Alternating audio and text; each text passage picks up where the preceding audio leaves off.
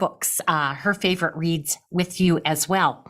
So summertime, time to relax, time to refresh. Our Canadian teachers go literally until the 30th of June this year. I actually had a request to do a professional development training in Niagara Catholic District on June the 30th. And I wrote back and I said, are you sure? I think June the 30th, any professional development should be peer-to-peer discussion of the wins that you've had this year. And it should be happening with an adult beverage in your hand at one of the lovely wineries nearby. So the consultant wrote back and said, yeah, I think maybe you're right. PD on the last day of June is perhaps not such a good idea. So we're going to start this with Artie Almeida, and I will let Artie introduce her book. Hello, everybody. It's so funny because I haven't done much pleasure reading in a long time, but I've done a lot. Oh, am I muted? No, we're good. You guys able to hear me? Everything cool? Yep, you're good. I've just seen so many books I wanted to read, and yet what I've done mostly is catch up on all my professional journals and the stuff you just don't seem to have time for during the year. Then I was walking through Barnes & Noble because I thought I'm going to get a piece of fiction and read it. And I found this book called There's a Song for That. And actually, it was an ad for it because the books were sold out and I had to order it. But this is Lessons Learned from Music and Lyrics, a music therapist, memoir, and guide. And I didn't really know what to expect except great things about how we can help our students. But it turns out this is funny. And she is a music therapist and she's a performer. She was in a band and choir her whole life. This is Julie Hoffer. And she is funny and sassy. And the book is a quick, easy read. And the book is dedicated to anyone who breaks into song anytime, anywhere, with anyone, and no apologies. And I figure that's pretty much your local elementary music teachers, right? That's how we roll. There's so much good stuff in the book. I just went through, I wanted to read the whole book to you, which I'll try and resist the urge to do, but there is just so many good things and a real insight into how we as elementary music teachers are music therapists every single day of our lives in the classroom with the kids. The stuff she's got in here is so much aligned with what we do. So there's a overture, exposition, development, recapitulation. The exposition she labels a painful music history lesson. Development is that music is good for your brain and most everything else. Recapitulation is the magic and necessity of music therapy. And then she's got songs for all the traditions in your life. So I'm going to go through and just read you some things and touch on some things. And I hope that this will be a book you want to buy, because I think that if you had a little more time to go through it too and flag things, there's going to be times throughout your school year where you're going to want to refer to the things that she's got in here, or maybe not even during your school year, but with your family, certain situations you might be in. But this first one, the overture, is talking about all sorts of stuff that was in her life and her connection. But she said it's funny because she, intentional or not, we prescribe music for ourselves in nearly every aspect of our daily functioning. We have a workout playlist, a get ready for school playlist, a cleaning playlist, a cooking playlist, a romance playlist, a goof off, party, road trip, and a relaxation playlist. And I know that we just use music in every part of our lives. And it's fun of her to remind me of some that I haven't made a playlist for, and I got to get busy and get that done. Part of her life, she talks about playing in her pickup bands, and she was going to be something else in another profession, and just kept coming back to the music and trying to figure out how she could do her music and still one of the professions she'd considered. So she went into music therapy and has found herself and her perfect place in the world. She hasn't ever parted with her 1,000 CDs. Are there any of you in? I have some LPs, my collection of LPs, dating myself with the Monkees in Chicago and all of those groups. But she's a clinically trained, board-certified music therapist, and her motto is from womb to tomb, music theory can help. And she worked in a number of universities there. So exposition, she said, what exactly is music? It's a series of sounds and silences. And the phenomenon of music is an acoustic event involving specific combinations of that sound moving through time.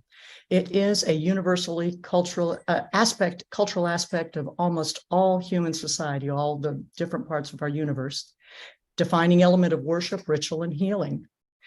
She does spend a little bit of time. She talks about music being both a process and a product, and spends some time for people who are not musicians defining our concept areas, the pitch and the rhythm and the melody and harmony and so on. She then, by the way, this is also a book of amazing lists that I'm going to use in a lot of my, all of the PTA shows I did for the families. I'd always have some music information, some things to do a rah-rah for music. And I also wanted something informative. And I wish I'd had this book because she's got lists of everything. But she goes into the origins of music and then has a section of the musics from all of these different times. Let me turn off my phone here. And she starts with the medieval times and then classical.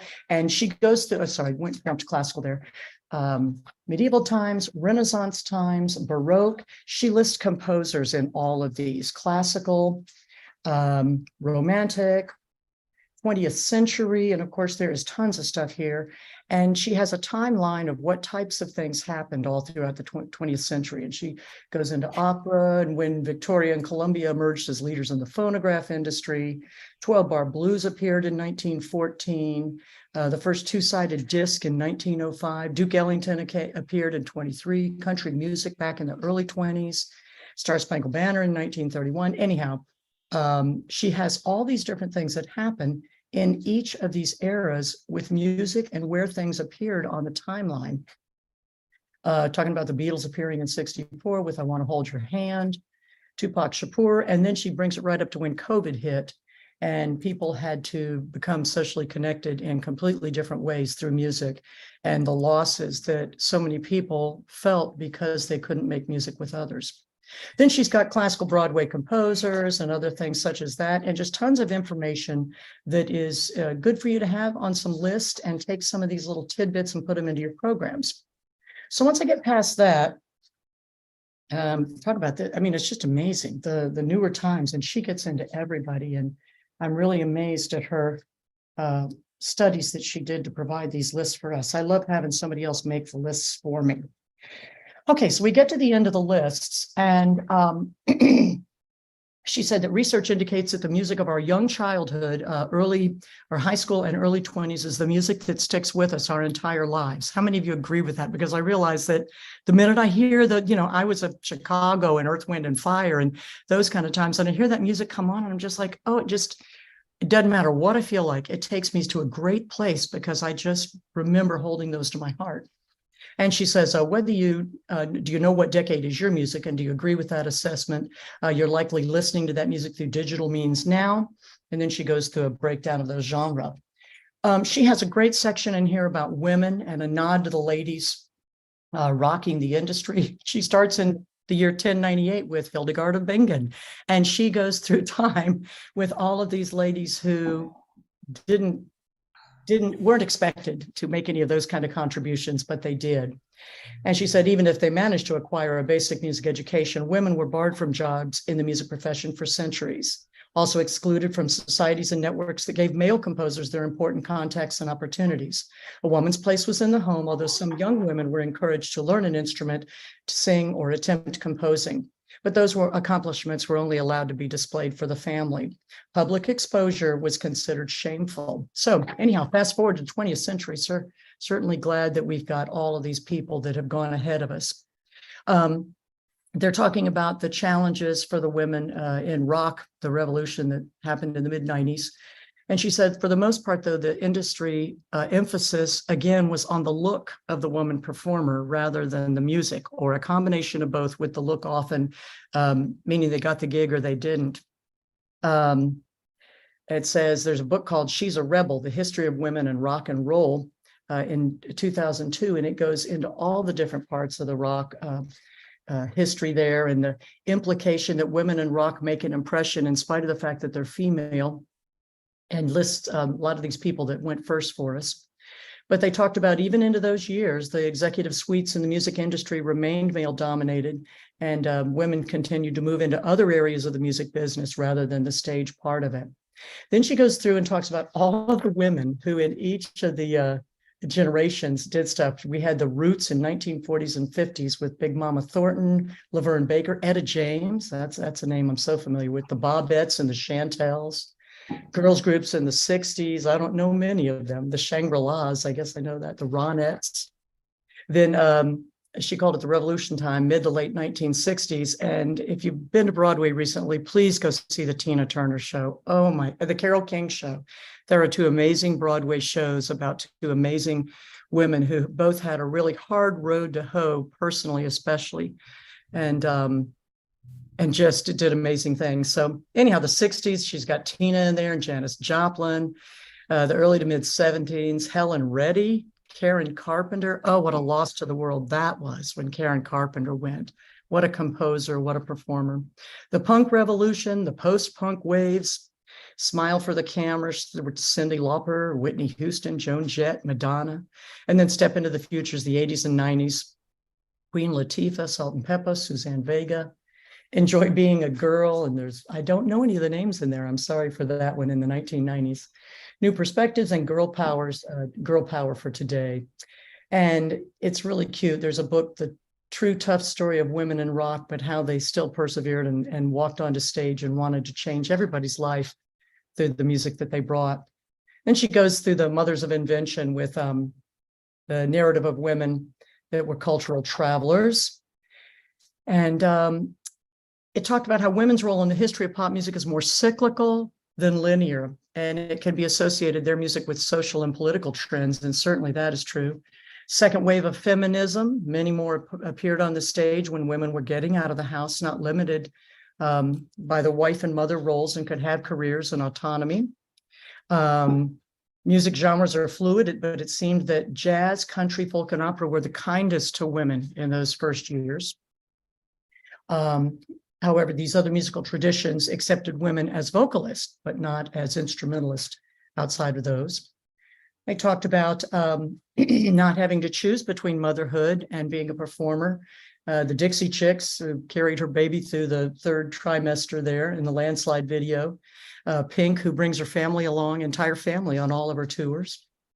So they talk about when you attach the glam and the beauty, the feminine attributes, often it works detrimentally, and the music is not taken as seriously when the woman has an emphasis on the looks, which I don't get, because, you think about Kiss and all those other people that have been on the stage.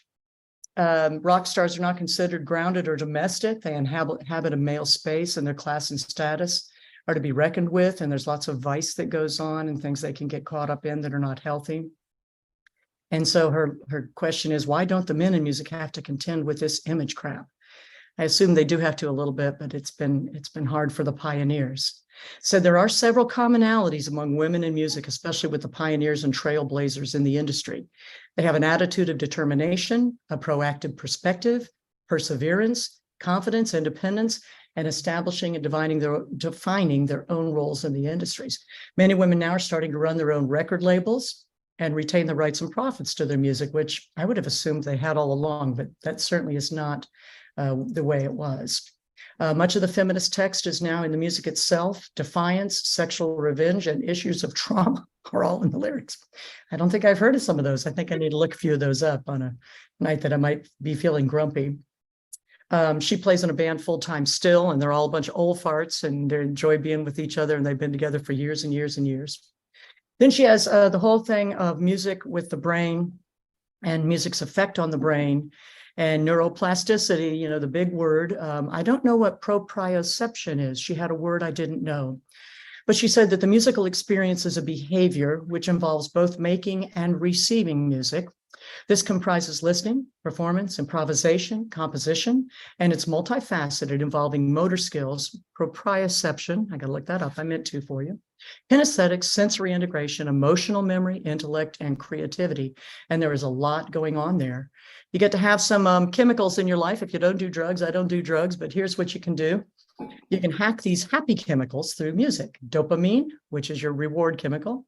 Serotonin, which is your mood stabilizer. Oxytocin, which is the love and bonding hormone. We must get a little of that. And endorphin, the painkiller. And certainly we know that there's a lot of music used in pain management. It also stimulates all 5 of our brain waves: delta, theta, alpha, beta, and gamma, which is your sleep, relaxed, calm, alert, and your thinking and working waves. Advocacy for, oh yeah, this stuff that's in here, I suggest that you use as advocacy pieces in your printed programs at school for your shows. I always had a piece, especially when we went out and performed for the local community or at our state music education association or chapters and stuff. And just all these things about how kids who study music higher academically, math and fractions, language arts, science, spatial temporal, higher self-esteem, better presentation skills, blah, blah, blah, social interactions. And there's pages and pages of the things that are written very well and scientifically and artistically that you can just take out and plug into a program. She got those from NAFME Journal, from the NAFME Foundation in 2021. Let's see, she's going to focus on the social aspects of music and the brain in this chapter, and it was really good, using a lot of stuff from psychology and American Therapy magazines. It's fun that the researchers identified 5 key functions and mechanisms of the brain that contribute to social connection through music. And God knows that since pandemic, we need to do as much as we can to reconnect with people physically. And I know I've heard a lot of people in the classroom saying that the kids are just like islands unto themselves sometimes and not really good at all at the whole getting along with other people.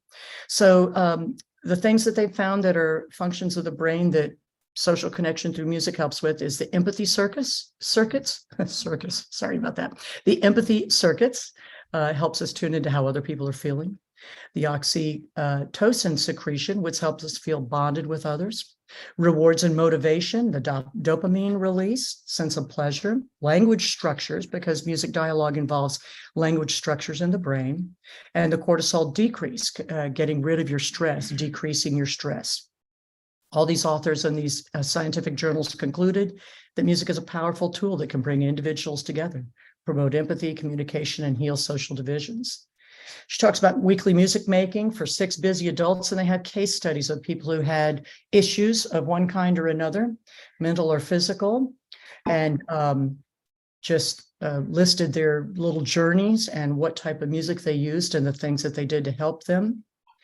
And she says that stress relief, camaraderie, creativity, and improved musical skills are the benefits of her making music with her group still, even though they're all now old. They still do get out and do concerts. But socialization and catharsis, she mentions in there. Rhythm is medicine for the body. Melody is medicine for the heart. Harmony is medicine for the soul. Silence is medicine for the mind. And inner music is medicine for your spirit. So this is from Christine Stevens' Hoop of Harmony, a holistic perspective of music as medicine. Talks about modern music therapy and its journey began in the mid-1700s. How funny is that? People needed therapy in the 1700s, and trained musicians wrote about the use of music as medicine, early uses in human civilization. And she goes right through the pre-literate cultures, and music in early civilization, antiquity with healing rituals. Music was used to cure mental disorders, the Baroque period, the Middle Ages, the 18th century, and what role music played in helping people, specifically music to therapy, we call it today, right up to the 21st century. Today, there's nearly 10,000 board certified music therapists in this country. This is great. She has music therapy populations from A to Z. Who can be helped by music therapy? Oh my gosh, can't even begin to read them all to you. There's 2 pages listing. Abused, attention deficit disorder, attention deficit hyperactivity disorder, AIDS, Alzheimer's, behavior disorders, bipolar, cancer, cerebral palsy. You get the idea. And it's 2 pages of all the different places where music therapy has scientifically been proven to have good outcomes for people. And I looked at all these things and I remembered the population at Bear Lake and the populations we have, and we are all music therapists. Every one of us has half of what's on this list of people who could be helped by music therapy. And we had those in our student population and in the teachers we worked with too. Ourselves and the teachers we worked with had so many situations and challenges in our lives that music could help with. I never thought to do a teacher's music therapy group though. I need to get out and do that. A more comprehensive list of what they do in the early music interventions in therapy. Active music making, chanting, composing, drawing to music, drumming, improvisation, instrument making, instrument playing. Does this sound familiar? Yes. Lyric analysis, moving to music and dancing, music appreciation, instructions, performance, reinforcing behavior, musical games, musical stories, music discussions, etc., and on and on. And there's 3 pages that basically 2/3 of those 3 pages describe what a elementary music teacher does in those, 4 or 5 segments we put into each lesson that we teach. Sound connections. She talks about when you're listening to music or participating in it, there's a positive chemical change in the brain with the endorphins. It improves your respiration, lowers your blood pressure, improves cardiac output, reduces heart rate, relaxes muscle tension. And then there's all this big list of the things that music can do. Everything that we've talked about. It decreases inappropriate behaviors. That's one that wasn't mentioned earlier. Increase participation and increase and improve group behaviors, sharing, turn taking, working in a group. Music therapy goals also align a lot with our classes. Communication, cognitive, educational, physical. And of course, there are 10 things listed under each of these. Psychosocial, emotional, self-actualization, daily living, musical, leisure, vocational, spiritual, and quality of life. So this chapter is very lengthy, and then she gets into there's a song for that part, and talks about what she does in her therapy. Looking back, I'm sorry, I had a little note there. Yeah, talking about self-care for therapists too, because it's a hard job as you tend to take on everyone else's troubles as you're trying to help them work through it. Other category. Oh yeah, another category, permitted respondents to write in additional activities of self-care. And I thought, oh my gosh, because one of them was taking full 1-hour lunch breaks. Never, ever in our lives have we seen a 1-hour lunch break. So I crossed that one off the list right away. It's gone. But all sorts of other good things. And vocal health, we don't think about it until it's too late. It's something that's not mentioned often in college programs.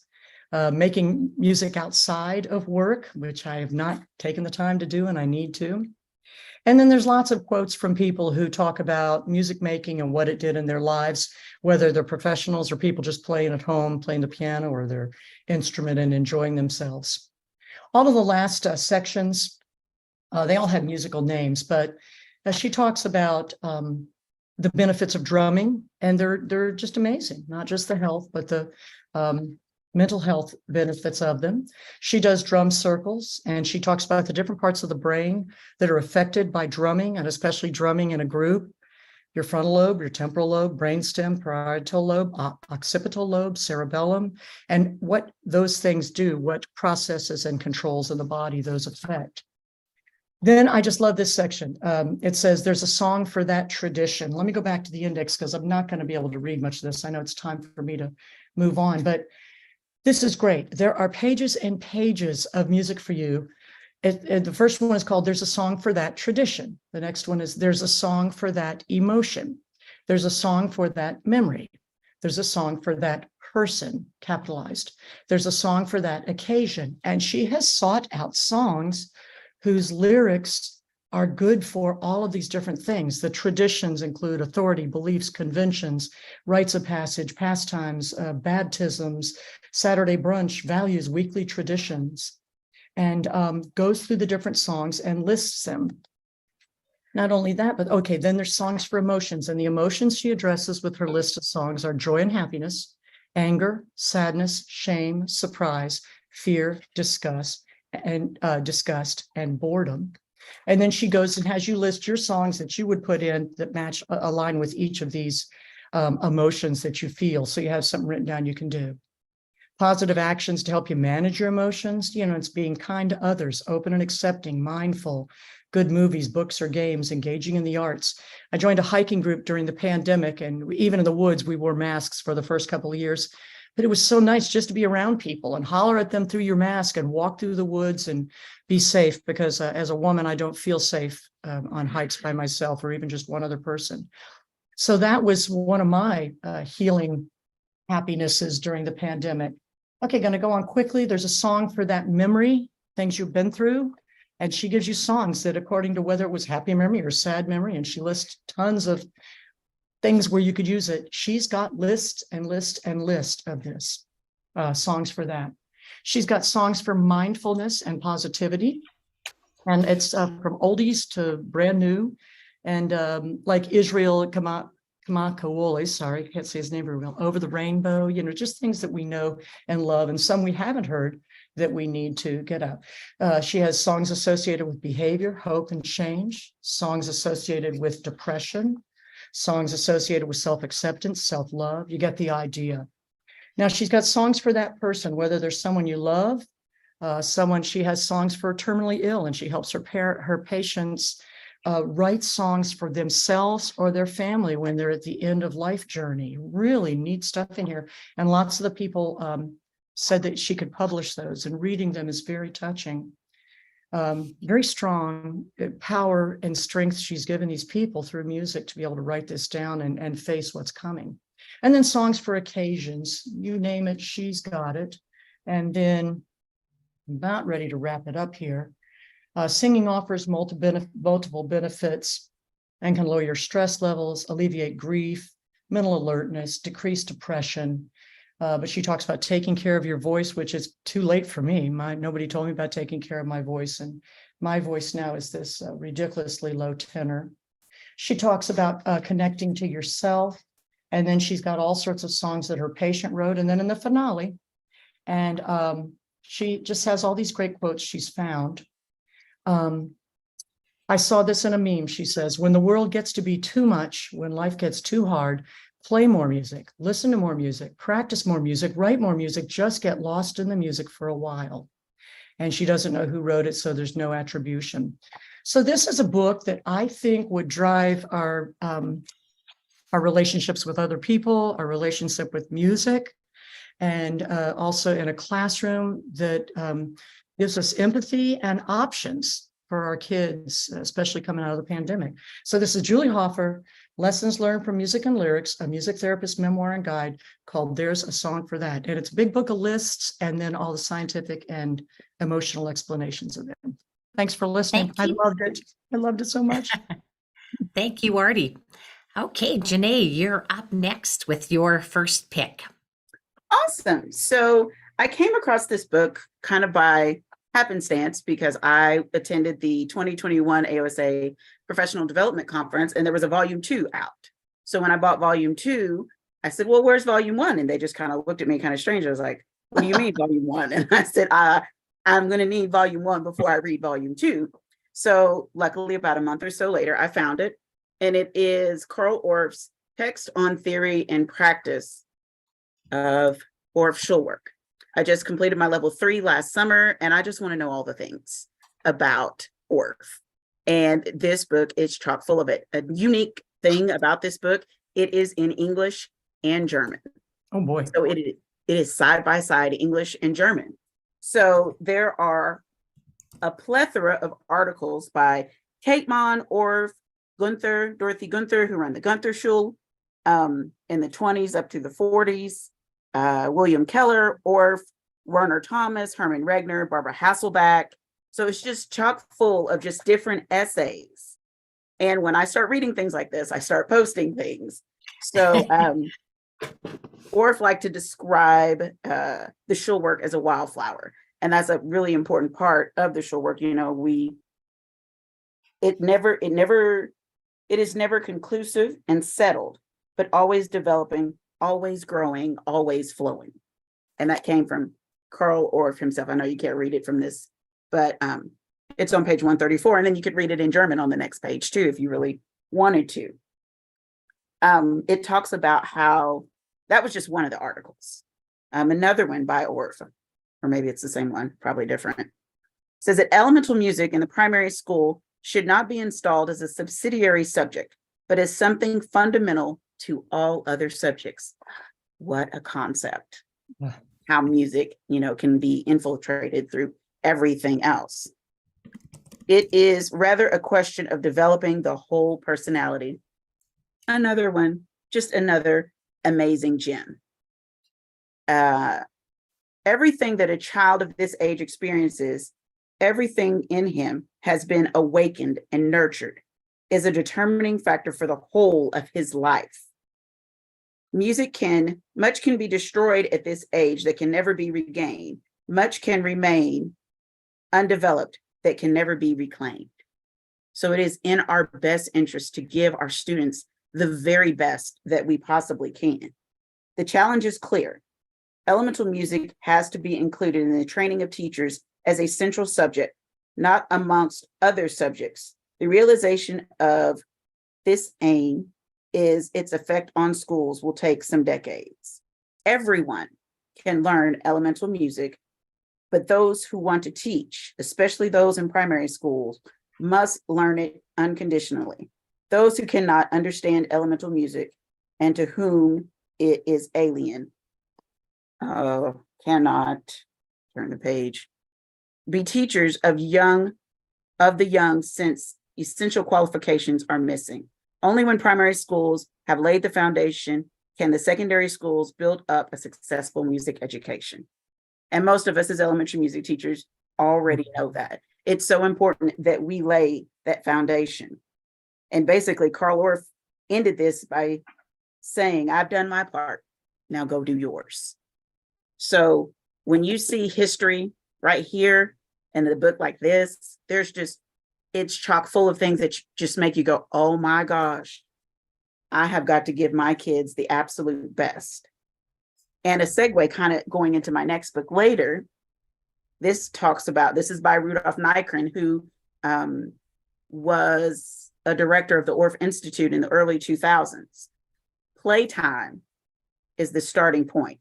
What is important is that the child be allowed to play, undisturbed, expressing the internal externally. Word and sound must arise simultaneously from improvisatory rhythmic play. And that was a quote directly from Orff. Let our kids play. That's what the Orff process is all about. You imitate and you allow the kids to become one with the music because it's already going to be inside of them. Orff Schulwerk offers its impetus an inseparable way as a field of play, but also as a field of learning and practice that should unlock a world of expressive creativity. This book is chock full of stuff like this. If you really want to know the history and everything, and it talks about how we should use music of today. One of my favorite quotes from this was the Orff Schulwerk texts and songs, particularly the world of old children's songs from Carl Orff, used as a valid starting point, were never timeless. So it's basically saying the work that he did, it was great, but we also need to use the music of today. The original texts in the Schulwerk that were mostly collected in the 19th century and that come over to many of us as mysterious whispers need to be replaced in practical work by new texts and songs that are relevant to present times. So take some of the ideas that your kids have and run with those. So this is my first book, Texts on Theory and Practice of Orff Schulwerk, basic texts from the years 1932 to 2010. The second one talks about, the second volume of this book actually goes into music of diverse cultures and how Orff Schulwerk has spread across the world. Thank you, Janae. I noticed, I think it's available at West Music. Yes, it's available at West Music, and it's also available at Mad Robin Music, which is based out of Washington. Yes, Mad Robin is a wonderful funny one. Because as I was reading that other book, it mentioned West Music as one of the places for good sources of music therapy instruments for young children. It's like, wow, I gotta call Judy. Sure. Yeah. Oh. Are there any questions? I've been watching the chat. Are there any questions for Janae about her book? I've been privileged to be on Facebook with Janae for a while now, and I really enjoyed her posts about this book. So, yeah, you've put some really good quotes on Facebook from it. I just can't help but to share some of these things. Like, you're just like, whoa. And people are like, wait, really? And I'm like, yeah, this is coming from the source, y'all. Yeah, it's the absolute source. Okay, my first book is Going from the Sublime to the Ridiculous. And my book is called Taming the Anthill. And I'm going to share screen and show you a PDF copy of it because it went out of print and I didn't want it to be lost. So we got the rights and Gene Spanko allows us to publish it. The Anthill, every little idea in here is illustrated by ants and they're all cute and they're clever. And this book is 80 pages. So it's a very, very quick read. It's one of the things that I read every summer. I come back and I read it. So I was going to go to page 6. So page 6, I thought she had lots of questions. Okay, so I guess it starts sooner. So do I have to do anything in here? And she's talking about middle school general music. So she says things like, I should probably change this. Don't stab the kid next to you, because that really happens in schools nowadays. That's not so outrageous that it's not as outlandish as she might think. Don't jump out the window. Don't set the place on fire. And honestly, I think I need to change those 3 examples because they do actually happen. So she has goodie letters. And I've used ideas like this myself, where you have, I call them little Bravo notes. And the idea comes from this book that when you catch a child doing something right, you have a stack of Bravo. I caught Janae today singing with her mouth open really wide in class, and I send it home with her. The parents don't love getting those phone calls from you telling you that their child just jumped out the window, but they do love getting notes when the child has done something well. So I think that's a good thing. She talks about class points and she gives points for all sorts of things. And I know I've tried the point system. I was in my daughter's classroom in May. She was using points very successfully with her kids. And she says something here I think is important. The secret to the system's success, accentuate the positive and give them lots and lots of chances to earn pluses and be very sparing with the minuses. And at first, of course, the question is, how many points is it worth? So you can play the numbers, but I try always, when I've used this kind of idea in my classroom, I've always tried to make sure that the class ends up on a positive. Now, what kind of reward does the winning class get? I don't go to the dollar store and buy things for them, and I don't think any teacher should. That is all junk that's going to get hucked out. They don't need it, and we don't need to be consuming that extra stuff.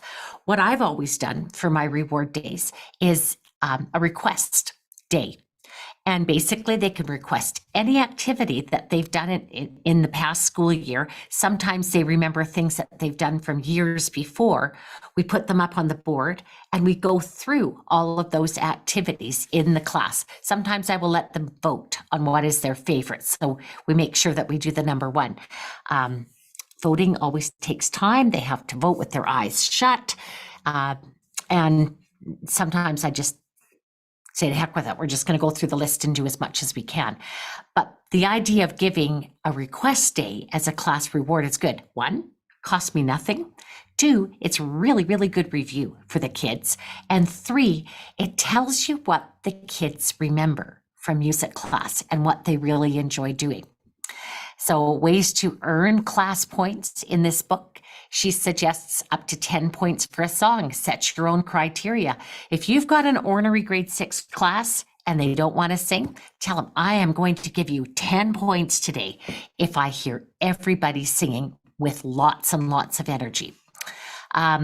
She's got ideas for listening, concentration, if you're not stopped, housekeeping, count backwards from 10 down to 1. I don't do 10 to 1. I do 5, 4, 3, 2, 1.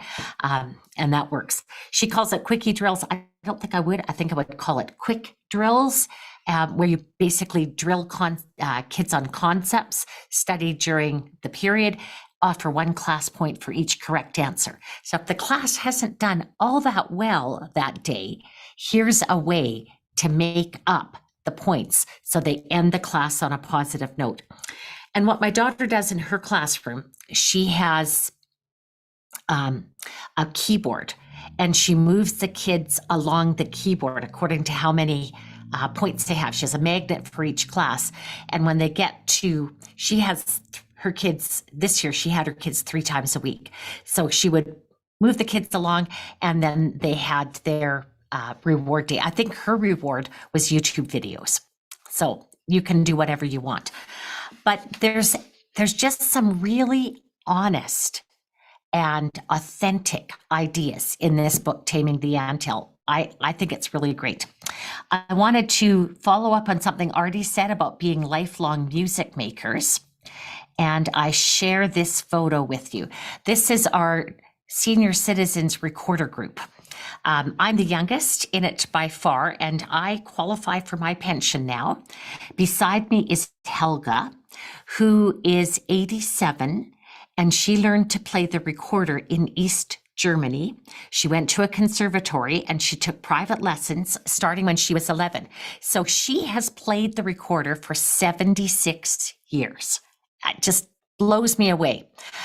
This is Enid, and Enid is a retired teacher, and she said she started teaching in 1964, and she's been playing recorder basically since she started teaching it. And she herself has been the organizer of the Red Deer Recorder Group for 30 years. Just amazing. They don't play quite as well as they used to, but they're playing, and they're still making music, and it's fun. And then we have Darlene, I got the name wrong. I keep saying Daphne because we were doing a piece about Daphne, and it's Darlene. And she started teaching in 1957. Get this. I was born in 56. She started teaching when I was a year old. I think she went to one of those teacher colleges where you could do 1 year and start. And she said she started playing recorder with her grade 6s. And so she's played for 60 some years. But 3 years ago, this lady took up alto recorder and taught herself to play alto recorder, and that's her instrument of choice now in the group. So she's 85 now. At age 82, learned how to play alto recorder and plays in the group. She also plays a harp, but I just think, I said to the kids, this is a lifelong learner. This is somebody who learned to play a new instrument 3 years ago, and she's 85. And then this is Jackie, who's been playing the cello since she learned it in the UK as a student, on and off for, again, about 60 years. She's been playing the cello. So this lifelong learning is a thing, and I think it's really important that we do. So Off the Track, that is my book. It's called Taming the Anthill. I'm doing the book chapter by chapter in my summer newsletters. So I did chapter 1 last week. Apparently we had 17 orders for this book on Monday morning, which is a bit of a shock. People really enjoyed the little first chapter because it's fun and it's got cute little illustrations. So chapter 2 will be coming out in the newsletter next week. And I can put a link in the chat where you can sign up for the newsletter if you don't get it now. Okay, Artie, we don't have much time left, so you only get 5 minutes for your next book, and you're on with your book too. Real quick, I ordered this because it's part of a series, Arts for Health. I think maybe it's even used in college textbooks as a little quickie thing. The other titles in the series are Reading for Health, Theater, Film, Music, Painting, Dancing, Drawing, and Storytelling for Health. Those are the other books in the series. 2 professors out of the jolly old England area, and Why Singing, and Singing to Survive, Singing as Medicine, Singing Saved My Life, Overcoming Barriers to Singing. And I think there's lots of Singing for Mums, Singing for Your Children, Older People, Live Concerts, etc. But basically, it just talks about how creative activities are necessary in our life, books, films. And I live in Florida right now, so this was a paragraph I just want to read to you. It won't take long. It says, creative practices in the arts and humanities offer a fantastic, non-medical, but medically relevant way to improve health. It says, intuitively, we know just how important creative activities are in maintaining our best lives possible. For example, imagine that we woke up tomorrow to find that all music, books, or films had to be destroyed. learned that singing, dancing, or theater had been outlawed, or that galleries, museums, and theaters had to close permanently, or indeed that every street had posters warning citizens of severe punishment for taking photographs, drawing, or writing, how would we feel? What would happen to our bodies and our minds? How would we survive? Unfortunately, we've seen this kind of removal of creative activities from human society before, and today many people remain terribly restricted in artistic expression and consumption. There's some of this going on in my state right now. I'm from Florida. And so it was very scary to me to read that and then to see the positive things that followed it.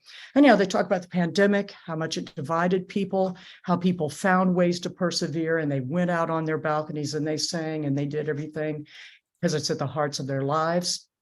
They've got excerpts from songs all throughout the book.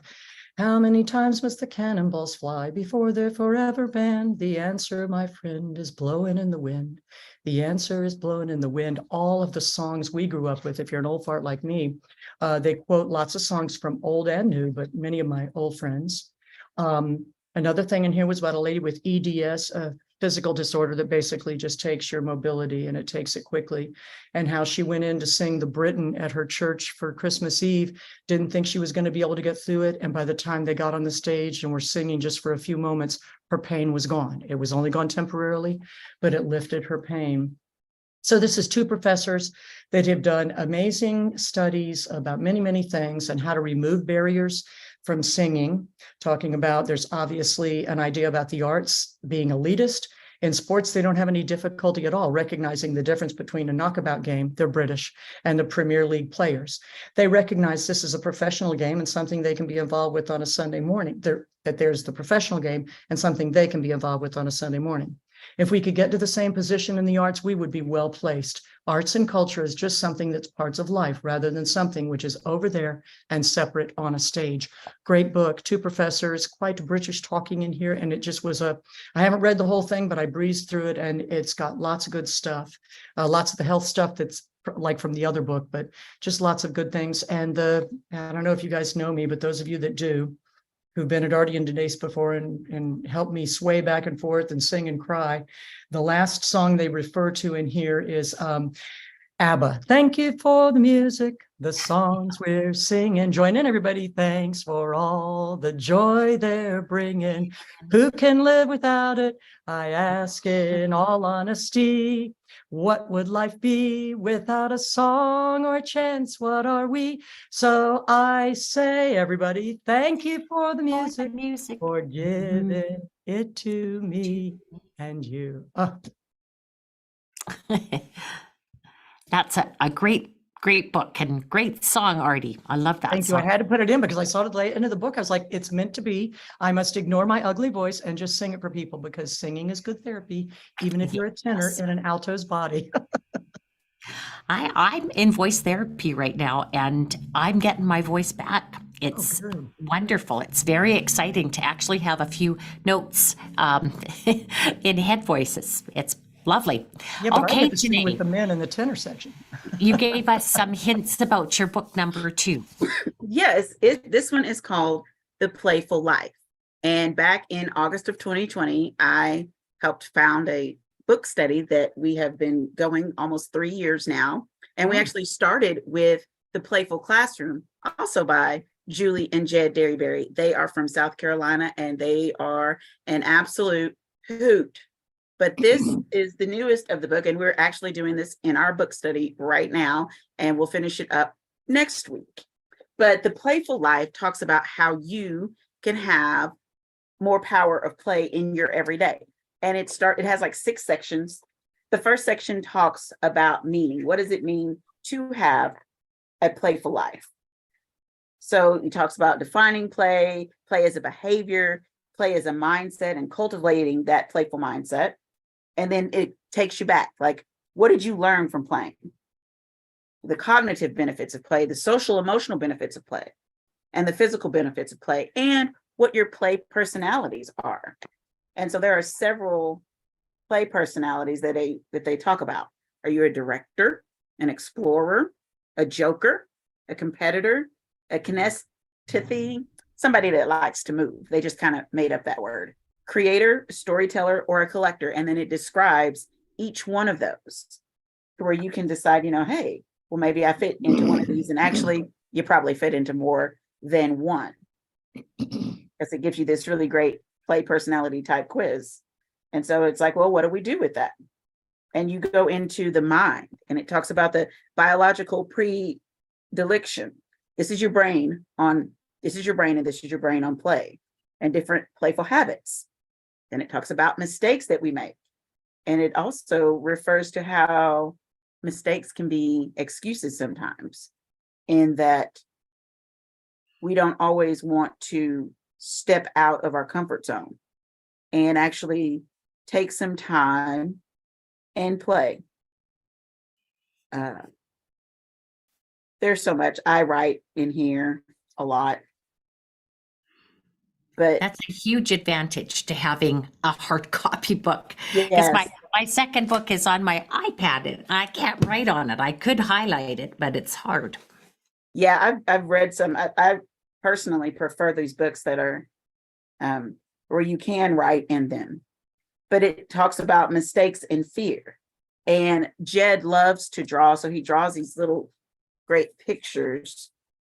Probably should have turned off my light. Oh, that's better. Oh, cute.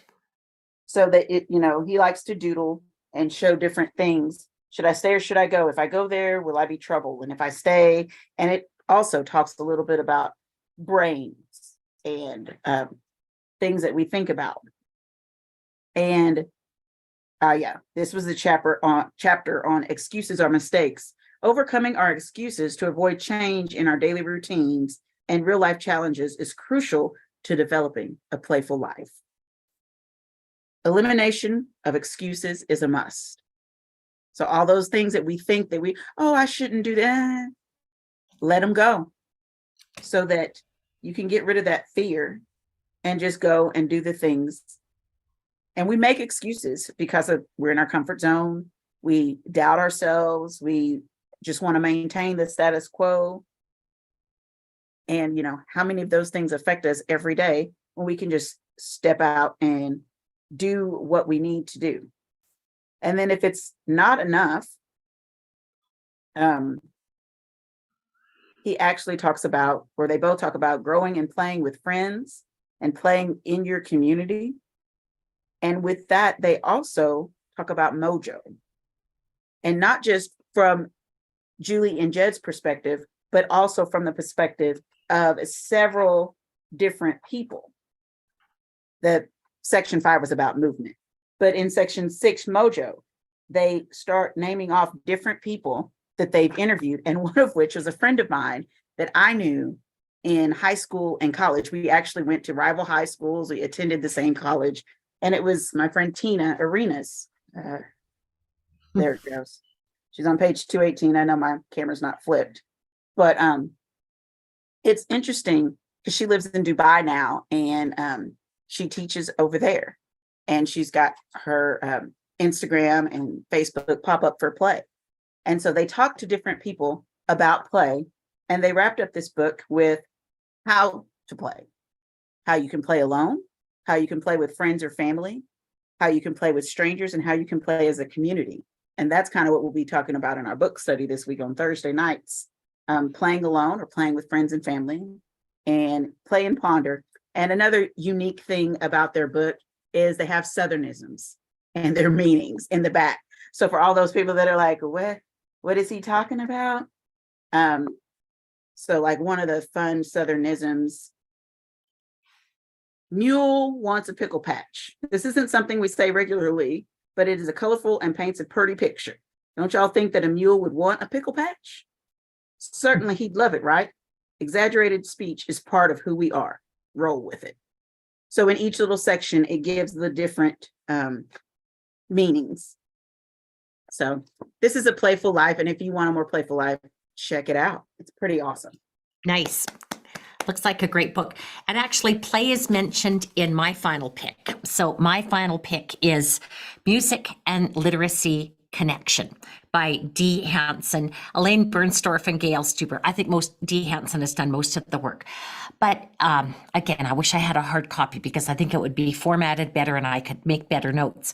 But she compares the teaching of music to the teaching of literacy. And it's incredible how all the skills that are used to teach children to read are also the skills that we teach children to learn music. And she has a whole section in here on play. So she does the same thing, Janae. She talks about play and how play and music, you know, we get out the Orff instruments, we allow them to improvise. That also is really good. If you ever need support for your music program, we should not do music because it teaches literacy. Music should always be done for its own sake. But a book like this, if you can hand a copy to your admin and just say, this is powerful stuff. If you can decode music and you can decode ta, ta, ti, ti, ta, it helps you to decode language skills. I have 2 more books to share, and these are brand new storybooks by Denise Gagne. So one is Carnival of the Animals, and the other is my retelling of Peter and the Wolf. And I am sorry to all the traditional hunters out there, I took the guns out of Peter and the Wolf. It's now photographers and cameras. And Carnival of the Animals is my poems, very simple, very fun, and they embody lots of movement activities. So I'm going to do lots of activities from these 2 books in the Summer Symposium. Summer Symposium is happening in Washington, D.C. Artie, what are our dates? It's July. I know what it is, but I'm not awake enough here. DC Our is July dates are 10th and 11th. That's right, July 10th and 11th, and Austin, Texas. And then Austin, 13, Texas 14. Oh, Austin, Texas, what, 13, 14? is 13th and 14th. Yeah. So if you want to come join Artie and I in some very fun activities, we'd love to have you. Today, I wish you could be there too this year. You're taking 3 classes, so you are a busy, busy lady this summer. Yes, I'll be in a master class that week. Yes, Peter and the Wolf and Carnival of the Animals will be at the symposium. I am just so delighted. We have this beautiful illustrator who is clever and here's personages according to her. So hee-haw, the donkey brays, making such a noise all day. Violins play high and low, showing how the donkey goes. And then I would have the scarves out and we'd show the personages with the scarves. So this ties in so well. I'm going to actually put these pages on Musicplay Online as the intro to the animals so that you can read them with your kids. But of course, having a storybook to go with it. And we made it big. We made it 8.5 by 11 so that you could open it and the kids can all see it. They can read it. I'm very excited about these. Can you tell? Okay, I'm just looking to see if we have any questions in here. Yeah, I know. I wish we could do the symposiums for free, but unfortunately, there's pretty big cost, and it's big cost to travel this year. Store.musicplay.ca is where you'll see Carnival of the Animals, Peter and the Wolf, and Taming the Anthill. And the other books, I know for sure they're all available on Amazon, but if you can find them from a smaller vendor, please support our smaller bookstores because they need as much support as we can give them. Right. And Missy, you can join us online after the fact. Everything's going to be recorded and recorded nicely so you can see what's going on. And then there'll be 2 days the following week. I think it's Thursday and Friday, maybe, Denise, the following week. Yeah. When you can watch the whole thing online or for the next year. So anybody who does that has that year access to it. And that's a flat fee with no hotel or airfare or those things that run up the costs. Yes, yes. And you can also get university credit. I believe the credit is $55. So it's a very inexpensive credit as far as those things go. And it's available if you do the online on the 21st with us. You have to do the online on the specific dates to qualify for the credit, but either Washington, D.C. or Austin, Texas, you can get the credits for it as well. Okay. Well, thank you. Thank you so much, Janae, and thank you so much, Artie, for joining me on this. I've got some very big food for thought now. I need to get myself reading, and I've decided I am going to buy a hard copy of that book because I don't like this iPad thing. Mary, thanks everybody for coming. Florida friend. Excellent. Thank you so much, everyone. Have a great day. Thanks.